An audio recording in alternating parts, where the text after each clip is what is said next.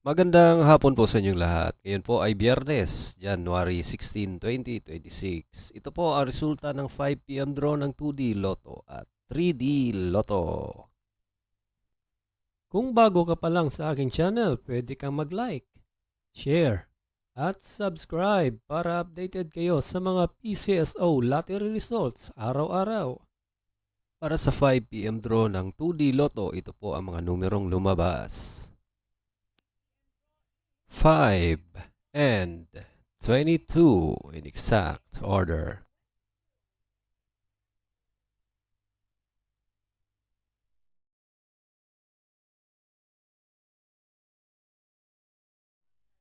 At para naman sa 3D Lotto ngayong 5 PM draw, ito po ang mga winning numbers. 2, 2, and 0 in exact order.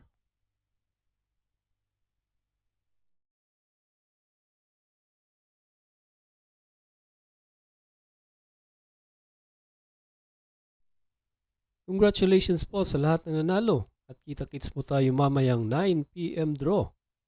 Thank you for watching. God bless us all.